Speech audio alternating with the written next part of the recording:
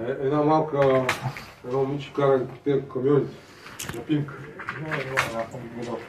Те видяха, викам, трябва да взимат блъсни, защото те не гледа борта. И се не изчака. Така 20 годишна. Аз имах една колежка, она вика, аз съм вика работила, вика самолетостроението, бе. И почва да обяснява, в самолетостроението работя тя от Камай Сирайна някъде. Там Плевен. Разбираш ли? Вика, работих с един ликав самолет, такива малки, такива да пръскам такива самолети, това нова. Това момиче на 20 години. И взе да ми обяснява там тък. Те малко мъжкара на такава, но момиче, разбираш? И там как няма работа, където намериш.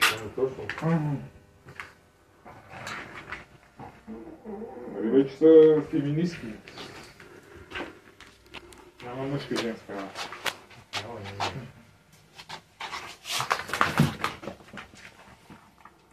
Това дето ми е обяснява, не съм на било такова вече. Кое е? Горочен, че казал. Така, виж, не ли си? Мислиш ли, че някой прави нещо ти да си добре? Всеки прави той да е добре. Да печели от тебе. Да. Има и друго. Сега разправят деца сутрин четах, че вече и във водата има разкарват такива вещества, да може да ти потиска тестостерона. Другия хормон как беше женски? Има естроген в това. Защото като имаш такова тестостерон, тестостерон ти се бунтуваш, ти отиваш, почваш да се биеш, ходиш, сваляш правителства. Така е кротко. Послушно овче. Къде нещо ми взеда?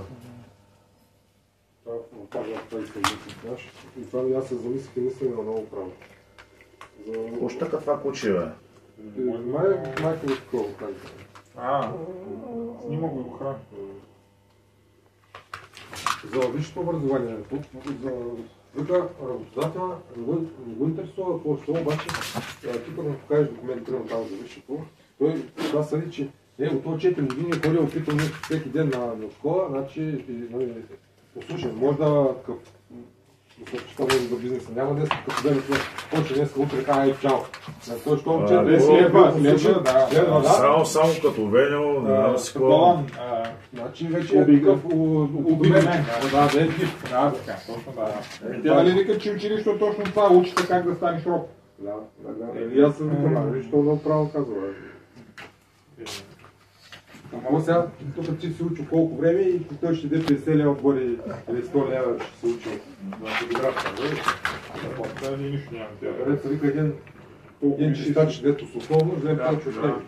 Аз това се замислям сега, да помня точно някъде. Като арменица. Ама има дискриминация. Те пък те е взели... Това е нещо различно на търговите.